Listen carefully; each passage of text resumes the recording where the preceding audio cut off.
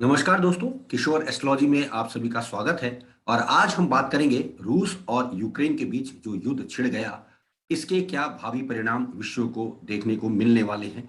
बहुत से दर्शकों ने, पाठकों ने और हमारे स्टूडेंट्स ने हमसे जानने की गुजारिश की कि आप प्रश्न कुंडली अथवा रूस की कुंडली या समसामयिक तरीके से ये बताने का प्रयास करें कि क्या रूस और यूक्रेन के बीच ये छिड़ी है या युद्ध छिड़ गया है, क्या विश्व युद्ध में परिणति बदलेगी इसकी, यानी तीसरा विश्व युद्ध होगा या हो सकता है, क्या ये इस तरह के इंडिकेशंस हैं। कतिपय कुछ विद्वानों ने शनि मंगल की युति जो कि 27 तारीख को यानी कि कल होनी है, इसके लिए कहा था कि 27 तारीख के बाद जो है दुनिया में कहीं युद्ध होंगे। तो यहां मैं स्पष्ट कर दूं दोस्तों कि ये कोई भविष्यवाणी नहीं है। शनि मंगल जब भी आकाश में इकट्ठा होते हैं, और ऐसा 600 दिन में एक बार अवश्य होता है 50 दिन के लिए, तो क्या हमेशा युद्ध होते हैं? जी हाँ दोस्तों, युद्ध की हरकतें बनती तो हैं। मैंने पिछले कुछ युद्धों के बारे में जब रिकॉर्डिंग देखने का प्रयास किया तो इंटरेस्टिंगली बहुत चीज समझ में आई और पता चला कि ऐसी हरकतें होती तो हैं, और साथ ही साथ सीमा विवाद होना, आगजनी होना, वायु दुर्घटनाएं होना और भूकंप इत्यादि आना, ये भी इसमें इंडिकेट करता है। लेकिन इसको हम भविष्यवाणी की श्रेणी में नहीं रख सकते। तथा कथित जो विद्वान ये कह देते हैं कि शनि मंगल की युति कहीं युद्ध होने लगेगा, तो विश्व बहुत बड़ा है और ये हरकतें होती ही रहती हैं।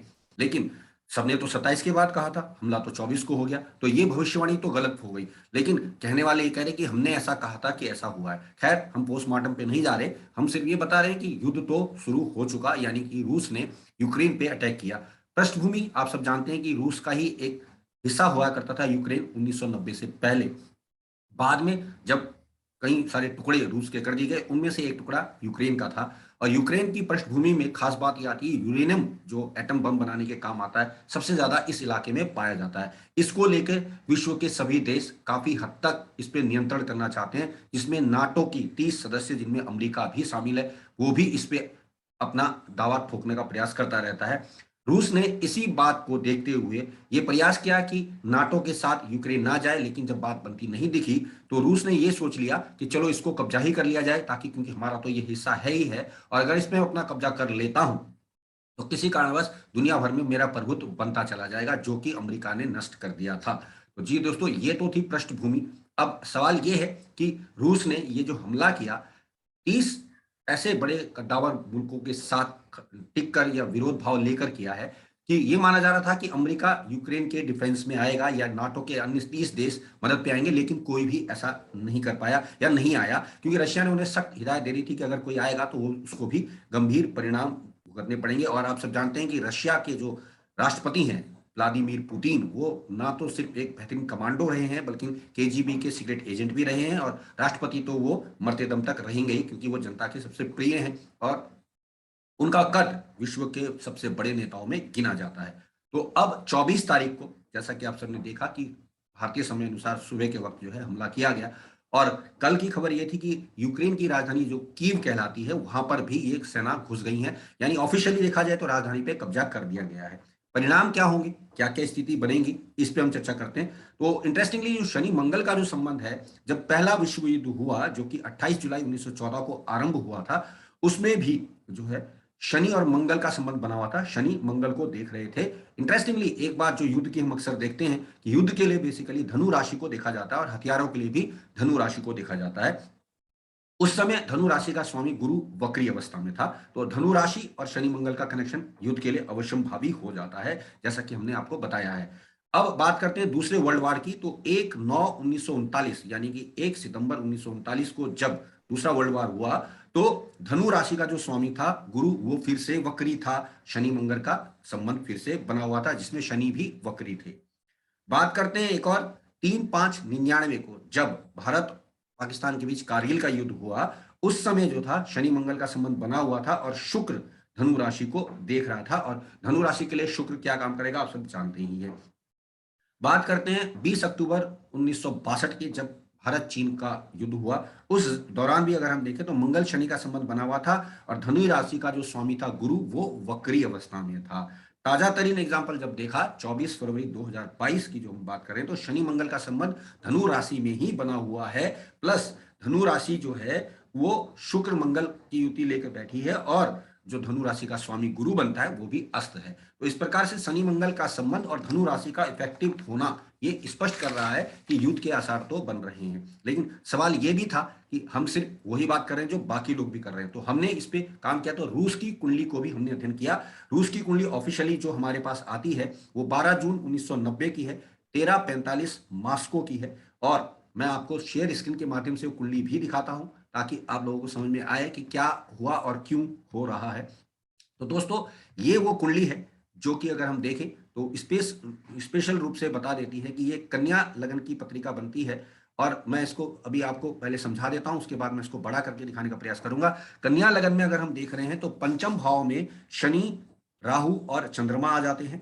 मंगल मीन राशि का 7वें भाव में आता है और शुक्र अष्टम भाव में मेष के आ जाते हैं। सूर्य बुध वृषभ राशि के 9वें भाव में और गुरु जो है वो मिथुन राशि का 10वें भाव में आता है और 11वें भाव में केतु आ जाते हैं। अब मैं आपको ये बड़ी स्क्रीन के माध्यम से दिखाने का प्रयास करता हूं कि ये जो अंदर वाली कुंडली है दोस्तों, ये सफेद जो आपको दिख रही है ये रूस की कुंडली है और इसके बाहर नवांश कुंडली बनेगी।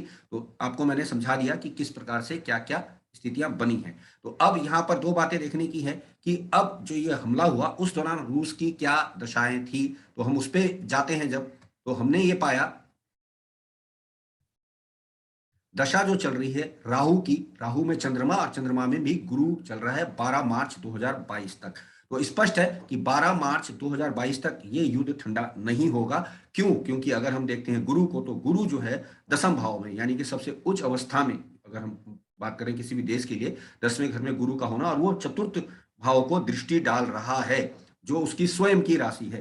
तो वहां पर अगर आप देख रहे हैं तो अब ये बेसिकली लड़ाई जो है जगह को लेने की है, यानी कि भूमि से संबंधित है। कुछ लोग कह रहे हैं कि यूरेनियम की वजह से ये ऐसा कर रहा है रशिया से, ऐसा नहीं है। रीजन ये है कि रूस को ये लगता है कि ये मेरा ही हिस्सा है, इसको अपने हिस्से में मिला लेना चाहिए, क्योंकि बहुत समय से मौके की तलाश थी और ये वो मौका उचित रूप से मिल गया। इधर अगर हम देखें तो राहु को देखिए, तो राहु बहुत ही अच्छी स्थिति में बैठा है इस कुंडली में। और इंटरेस्टिंगली अगर राहु को आगे भी आप देखें तो पंचम नवांश में भी देखें तो वो फिर से पंचम भाव में ही बैठ गया है, यानी अच्छी स्थिति में आया है। बात करते हैं चंद्रमा की, तो चंद्रमा भी वहीं बैठा है। तो अब इंटरेस्टिंगली यहाँ एक बात समझ में जो आती है बेसिकली, और नवांश में चंद्रमा फिर चौथे भाव में फिर से जमीन का मकसद दिखा देता है।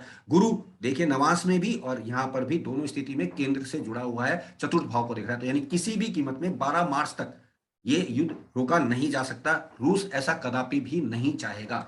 अब बात करते हैं आगे कि इसका क्या परिणाम निकल सकता है।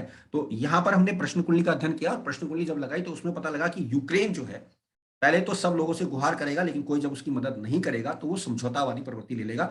वो ये समझौता करेगा कि वो नाटो सदस्यों से जाकर नहीं मिलेगा और रूस अपनी शर्तों को लगाता हुआ उस पर काबू कर लेगा, या समझौते की बात के तहत होगा कि आप हमसे मिले रहोगे और आप उन लोगों से नहीं मिलोगे। इस तरह की बातें होंगी। छोटी छोटी बातें बड़ा परिणाम ले लेती हैं। ये रूस और यूक्रेन के मकसद से नजर आया है। हालांकि उम्मीद ये थी कि अन्य देश पे कूदेंगे, खासतौर से नाटो के देश कूदेंगे, लेकिन ऐसा बिल्कुल नहीं हुआ। अब बात करते हैं कि क्या ये युद्ध विश्व युद्ध की ओर धरती को धकेल रहा है। तो हमने इस पे जब काम किया तो मैं आपको बता दूं कि आने वाला जो वर्ष है वो नल नामक संवत्सर से आ रहा है, जिसके स्वामी जो है शनि ही बनेंगे। इंटरेस्टिंगली 2 अप्रैल को ये योग शुरू होगा, यानी हमारे 2 अप्रैल से नववर्ष आरंभ होगा और मेष लगन की कुंडली से हम इसको देखा करते हैं।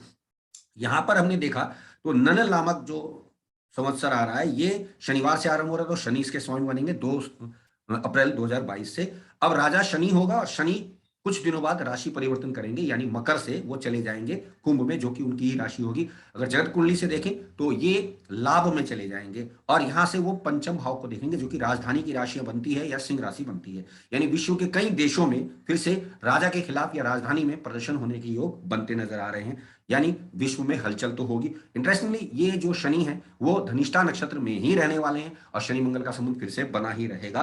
तो और वाकाश में वैसे भी शनि मंगल एट प्रेजेंट तो चल ही रहे हैं, कुंभ में जाने के बाद भी कुछ दिनों तक बना रहेगा। तब संभवतः चीन एक और नया स्टेप लेगा, यानी दूसरे देश पर अटैक करने की सोचेगा, जो कि मोस्टली ताइवान हो सकता है। यानी विश्व को ये आंख तो भड़काई जाएगी कि विश्व युद्ध हो, लेकिन जो हमारी गणना कहती है, जो हमारा कैलकुलेशंस कह रहा है, जो हम देखते आ रहे हैं, निकट भविष्य में कोई भी वर्ल्ड वार होने के योग तो दिखाई नहीं दे रहे। हालांकि कुछ छोटे मोटे देशों में प्रदर्शन होंगे, हमले होंगे, इत्यादि होंगे, ये सब बातें नजर आती तो हैं।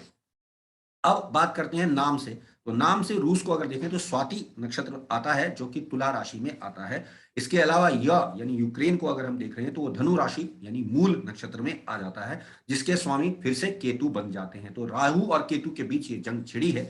यहाँ पर केतु की बात करें तो केतु पूछ हो गया और राहु रशिया हो गया। तो रशिया का प्रभाव ज्यादा इंटरेस्टिंगली इस खेल में नजर आएगा। आप सब जानते हैं रशिया बहुत सामरिक देश से, बड़ा पावरफुल दृष्टिकोण से बहुत अच्छा देश बन जाता है। यानी उनके पास जो सेना है या जो उनके जो लड़ाकू लोग हैं और खासतौर से जो उनके राष्ट्रपति हैं स्वयं एक मैरीन कमांडो रहे हैं। तो आप जानते हैं कि इतना आसान तो किसी भी देश के लिए उनसे उलझना नहीं था। यूक्रेन ने गलती कर दी तो उसकी उसकी सजा दी जा रही है। उम्मीद की जा रही है कि इसमें कोई देश आके मध्यस्थता करके इसको बचाएगा, लेकिन 12 मार्च से पहले किसी भी प्रकार ये युद्ध समावेश होता हुआ दिखाई नहीं देता है। हालांकि मामला और लंबा भी जा सकता है, लेकिन प्रश्न कुंडली एनालिसिस में भी यही देखने में आया कि यह कार्रवाई अगले 6 महीने तक चल सकती है और विश्व के अन्य देशों में भी छोटे मोटे हमले होने के प्रयास दिखाई दे रहे हैं। जैसा कि मैंने बताया कि 2 अप्रैल से भारत का जो है वो विश्व का नववर्ष जो हम देखते हैं प्रतिपदा के हिसाब से लगेगा, जिसमें शनि जो है राजा बन रहे हैं। और जब शनि राजा बनते हैं तो वो वर्ष ज्यादा अच्छा नहीं जाता, क्योंकि वो न्याय कर रहे होते हैं। यहां से शनि, जैसा मैंने बताया, लगन को देखेंगे 11वीं राशि से और पंचम को देखेंगे, अष्टम को भी देखेंगे। तो बहुत बड़े बड़े सेक्स स्कैंडल्स भी बाहर आएंगे इस दौरान, और राजधानियों पे प्रदर्शन भी होंगे और जगत कुंडली पे हलचल मचेगी, जो कि बहुत भयानक परिणाम दिखाती है। इसमें उपद्रव होना, युद्ध होना, हमले होना, दंगे होना, मारकाट होना, भूकंप आना, ये सब बातें होती ही रहेंगी। परंतु बात फिर वहीं आती कि ऐसा तो हर वर्ष देखने में आता ही है। तो दोस्तों, ये एक मेरा आकलन था, क्योंकि रूस और यूक्रेन के युद्ध से क्या विश्व युद्ध होगा आपको ये बताने का प्रयास था, क्योंकि बहुत सारे हमारे स्टूडेंट्स ने और हमारे पाठकों ने, दर्शकों ने हमसे जानने का प्रयास किया था। मेरे अकॉर्डिंग विश्व युद्ध नहीं होगा। 12 मार्च के आसपास ये युद्ध लगभग समाप्ति की ओर आएगा, या यूक्रेन जो है कंप्रोमाइज करता हुआ नजर आ रहा है। विश्व का कोई भी देश उसकी मदद करता हुआ दिखाई नहीं दे रहा है। तो खैर, राजनीतिक दुनिया इस तरह से ही काम करती है। आज के लिए इतना। मिलेंगे किसी अगली पोस्ट के बाद। अगर आपको ये पोस्ट अच्छी लगती है और आपको इसमें कुछ समझ में आता है तो इसको कृपया करके शेयर कीजिएगा और हमें कमेंट बॉक्स में लिखिएगा कि आप हमसे क्या एक्सपेक्टेशन रखते हैं, ताकि हम आपको आगे भी इस प्रकार की पोस्ट देते रहें। तो आप सबने मुझे सुना, आप सबका धन्यवाद। नमस्कार।